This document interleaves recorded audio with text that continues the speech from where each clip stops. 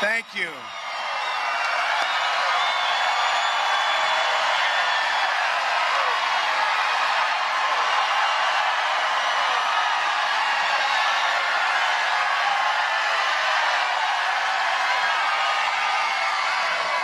Thank you very much.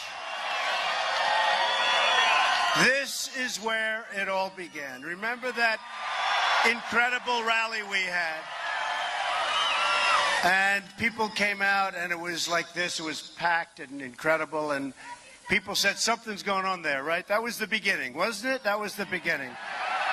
And if you remember, even though you don't have to vote for me, maybe 4 years we'll take a look, right? But you know what? I said I'm coming back to see you in Alabama, right? And this is our last rally, our last stop, and I just want to thank the people of Alabama, and I want to start by wishing you a very Merry Christmas. Merry Christmas. But I'm here today for one reason, and that is to thank the incredible people that I recognize. So many of you, I have so many friends from Alabama, but to thank the people of Alabama. We are really the people that love this country. We have so many people that love this country all over. I went to a little victory tour, but really they were thank you tours in Pennsylvania, all over. But this is Alabama, and if you don't mind, we're thanking the people of Alabama, and we're thanking the people of the South, because boy, did we do well. Boy, did we do well in the South. So, I don't know if you noticed, I added that on, the people of the South, because I'll tell you, in fact, I said if I lost, I think I'm going to move to Alabama or someplace in the South, because we won.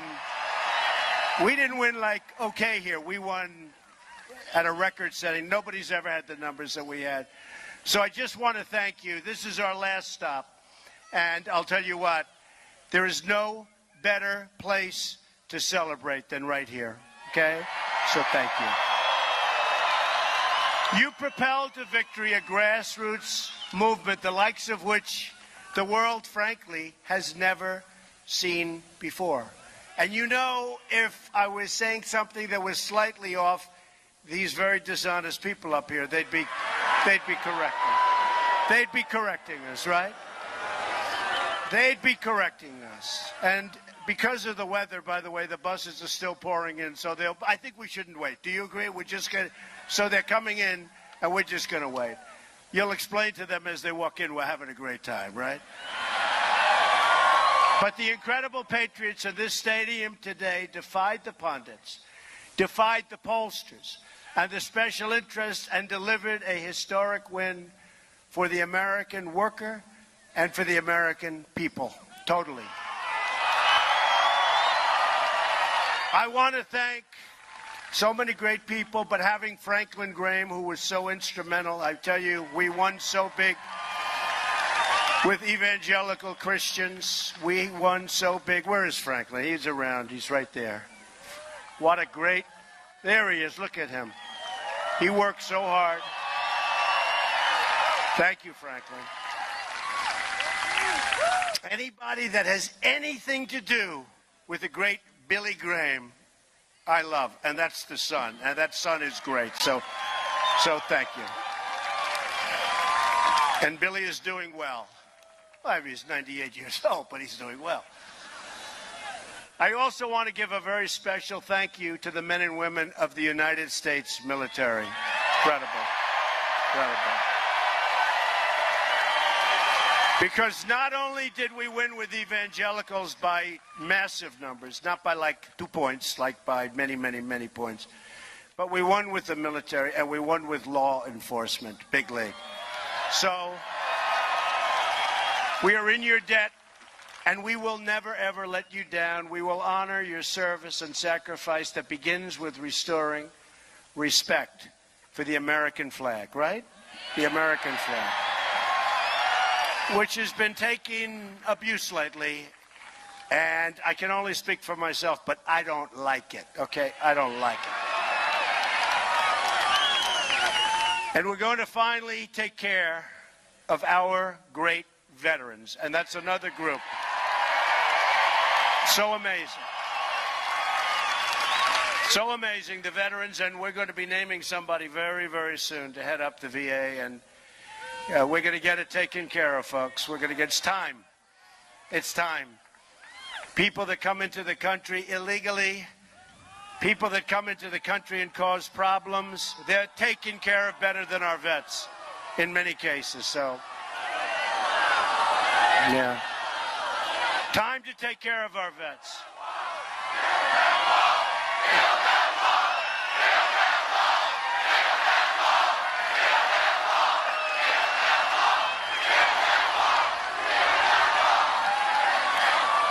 Do not worry. We are going to build the wall, okay? Don't worry. Don't even think about it. We're also going to rebuild our badly depleted military. We have the greatest people on earth. Our military is depleted. But we will be smart with how we spend our money. We're not going to spend $4.2 billion on Air Force One. Is that okay? I mean, we all like beautiful aircraft, but Boeing is going to do a much less expensive job than that. They ordered a new plane. They're in the process. And I said, how are you doing? Well, there's massive cost overruns. I said, no, there's not. There's not going to be cost overruns. So you're going to see it. We got in sort of toward the end, but that's okay. We got in time. We got in time. But no $4.2 billion airplane. America will be a strong nation again. But we will also be a fair and just nation. There is a very, very special guest, okay? And I want to bring that guest on stage in a moment. He is someone who cares deeply about justice, who believes all people are equal in the eyes of the law. He is a great, great man. He's an Alabama native. He could have run for the rest of his life. Nobody even wants to run against him. He spent 15 years as a federal prosecutor, served as the Alabama State Attorney General, and represented you in the United States Senate for 20 years, including 20 years on the Judiciary Committee. And people don't even know, because we think of him as a senator. He was a great, great, legendary prosecutor. A lot of people forgot that. He appeared right here at this stadium 16 months ago and put on a Make America Great Again hat. He was the first senator to endorse me, and really the first major endorsement I had. And he never endorsed a presidential candidate, and very few candidates before. But he saw what I had to say, and he saw the response from the people of Alabama. He's someone I'm very proud to call a friend, and a man I've chosen to be. And by the way, this is a great honor for the state of Alabama. Remember that. To be the next Attorney General of the United States, Alabama Senator Jeff Sessions. Come on up, Jeff. Come on up.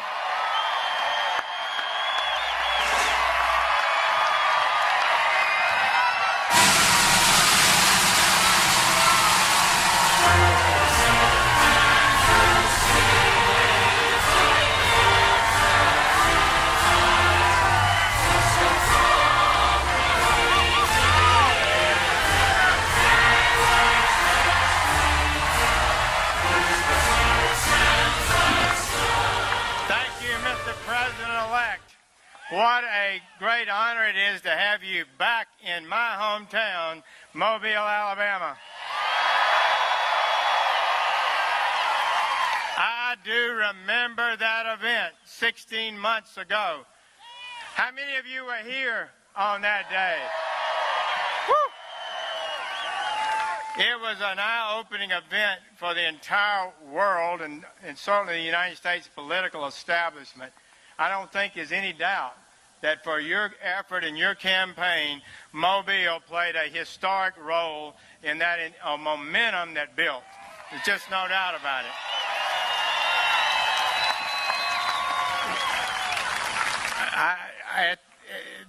I think where people begin to see that this was more than a normal campaign, but a movement. And I think the American people have spoken in so many ways in this election. Thank you for the honor you've given me, the opportunity to perhaps have a different role in my life. If that would occur, I would give my honest and best effort every single day to make you proud, the American people proud, to serve everybody with equality and justice. But I want to tell you, this country needs hope. They believe that you have the ability to lead us in a new way. I think they're encouraged by the new and fresh cabinet you're assembling, putting people in there that have determination and dedication.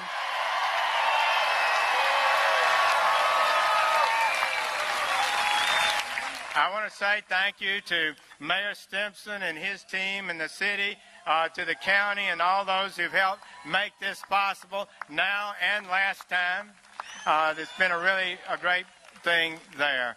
So, Mr. President-elect, thank you so much for the opportunity to work with you, the opportunity to see you develop as a candidate, the opportunity to participate in a movement that I believe can help make America great again. God bless you.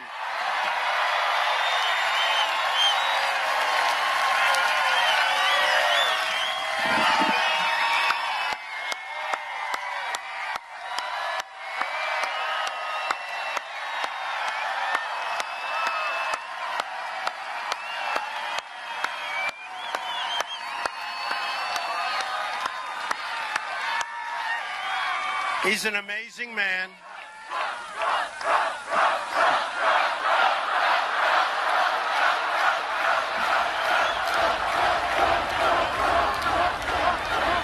Jeff is an amazing man, and working with him, I know we will make these incredible strides that our country has to make in restoring safety and justice for all of our people. And again, Alabama, I know, because I get so many letters from the people of Alabama and every other form of communication, including tweets.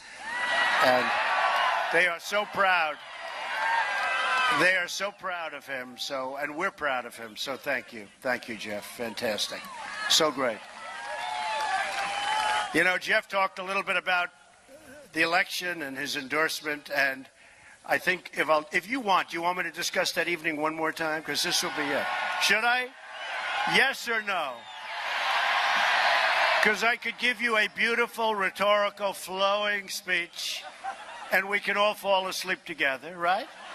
Or we can discuss it. And this is our last stop, as I said. And I'm really here because I promised you during that wild day that we had in August, a long time ago, seems like a long time ago. And just a lot of things came out of that day. It opened up the eyes of the media, even the media that dislikes us all. It opened up their eyes. And it began, to a certain extent here, it began on June 16th. Remember the escalator, coming down the escalator with Melania. And I talked about crime, I talked about borders, and I talked about trade. Nothing much changed. We just got more severe, and frankly, things got worse. Things got worse, and it made more and more of an impact. So when I announced, we had a big primary. We had a total of 17 people. And I remember they did a report one time, and it was interesting, but they did a report, and it was about 3 or 4 months into the campaign, and they said, Trump has 4 months of experience doing this, and my opponents had 236 years. Right? All right. Right? It's 236. In other words, you add up 25 years and 30 years and 20 years, and it's going to start to pour. I will stay out here. To hell with the suit, right? I didn't know it rained in Alabama. But, you know, rain is good luck, right? Rain is good luck.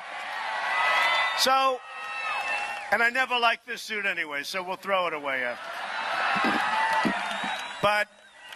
But it was really an amazing thing. So we did that, and we got into the general, and we all know what happened in the primaries. And they say they were the meanest primaries in the history of elections in this country. And they were mean. They were nasty. And I generally got good support. Ben Carson and Chris Christie and a lot of other people supported. Ultimately, most of them came around. A few didn't. A few came around right after the election, but, you know, that's not quite the same thing. But we started off, and it was amazing because that evening we were set up incorrectly by the media. They all said that Texas was in play. They said Georgia was in play. They said Utah was in play. And they weren't in play. And I never thought they were in play. He shouts out, liars. Only in Alabama can we do that. Liars.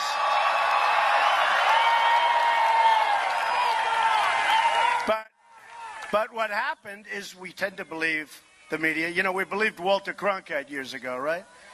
This is not Walter Cronkite anymore, folks. This is not the great Walter Cronkite. So we tend to believe him. And yet I'd go out and have crowds like this. You had to see the crowd we had in Pennsylvania, the crowd we had in Ohio and Iowa. Always a massive crowd. And even after the election, this is just a thank you from me to you and the folks. But to have crowds. We had a crowd last night that the manager said was 30,000 people.